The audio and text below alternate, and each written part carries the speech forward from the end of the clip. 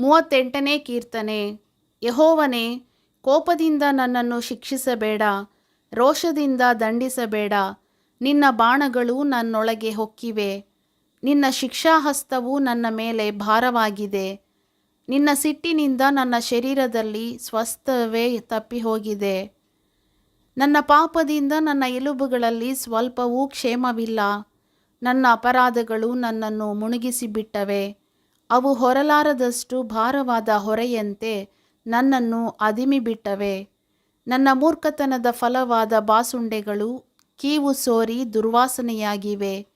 ನಾನು ಬಹಳವಾಗಿ ಬಾಗಿ ಕುಗ್ಗಿದ್ದೇನೆ.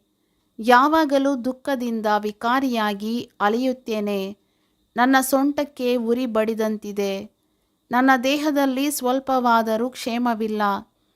ನನಗೆ ಜೋಮು ಹಿಡಿದಂತಿದೆ. ಬಹಳ ಮನಗುಂದಿದವನಾದೆನು. ಹೃದಯದ ಸಂಕಟದ ದೆಸೆಯಿಂದ ಅರಚಿಕೊಳ್ಳುತ್ತಾ ಇದ್ದೇನೆ. ಕರ್ತನೇ, ನನ್ನ ಅಪೇಕ್ಷೆ ನಿನಗೆ ಗೊತ್ತುಂಟು. ನನ್ನ ನಿಟ್ಟುಸಿರು ನಿನಗೆ ಮರೆಯಾಗಿಲ್ಲ.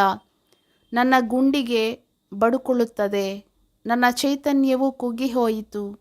ನನ್ನ ಕಣ್ಣುಗಳು ಮೊಬ್ಬಾಗಿ ಹೋದವು. ನನ್ನ ಆಪ್ತ ಸ್ನೇಹಿತರು ನನ್ನ ಜಾಡ್ಯವನ್ನು ನೋಡಿ ಓರೆಯಾಗಿ ಹೋಗುತ್ತಾರೆ. ನನ್ನ ಬಂಧುಗಳು ದೂರ ನಿಲ್ಲುತ್ತಾರೆ. ನನ್ನ ಪ್ರಾಣವನ್ನು ತೆಗೆಯಬೇಕೆಂಬವರು ನನಗೆ ಉರುಳುಗಳನ್ನು ಒಡ್ಡಿದ್ದಾರೆ. ನನ್ನ ವಿಪತ್ತನ್ನು ಕೋರುವವರು ನನಗೆ ನಾಶನವನ್ನೇ ನಿಶ್ಚಯಿಸಿಕೊಂಡು ಯಾವಾಗಲೂ ಮೋಸವನ್ನು ಕಲ್ಪಿಸುತ್ತಿದ್ದಾರೆ. ನಾನಂತೂ ಕಿವುಡನಂತೆ ಕೇಳದವನಾಗಿದ್ದೇನೆ, ಮೂಕನಂತೆ ಬಾಯಿ ತೆರೆಯುವುದೇ ಇಲ್ಲ.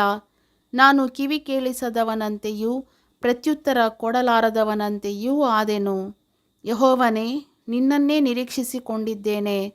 ನನ್ನ ಕರ್ತನೇ, ನನ್ನ ದೇವರೇ, ನೀನೇ ಸದುತ್ತರವನ್ನು ಕೊಡುವವನು.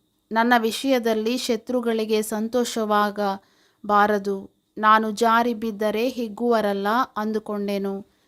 ನನಗೆ ಆಪತ್ತೇ ಸಿದ್ಧವಾಗಿದೆ. ಯಾವಾಗಲೂ ನನಗೆ ಸಂಕಟವದೆ. ನಾನು ಅಪರಾಧಿಯೇ ಹೌದೆಂದು ಒಪ್ಪಿಕೊಳ್ಳುತ್ತೇನೆ. ನನ್ನ ಪಾಪದ ದೆಸೆಯಿಂದಲೇ ನನಗೆ ವ್ಯಸನವುಂಟಾಯಿತು. ನನ್ನ ಶತ್ರುಗಳು ಚುರುಕಾದವರು, ಬಲಿಷ್ಠರೂ ಆಗಿದ್ದಾರೆ. ನನ್ನನ್ನು ಅನ್ಯಾಯವಾಗಿ ದ್ವೇಷಿಸುವವರು ಬಹುಮಂದಿ.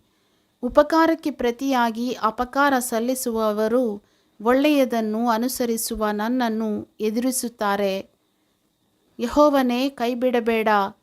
ನನ್ನ ದೇವರೇ, ದೂರವಾಗಿರಬೇಡ. ನನ್ನ ಕರ್ತನೇ, ನನ್ನ ರಕ್ಷಕನೇ, ಬೇಗ ಬಂದು ಸಹಾಯ ಮಾಡು.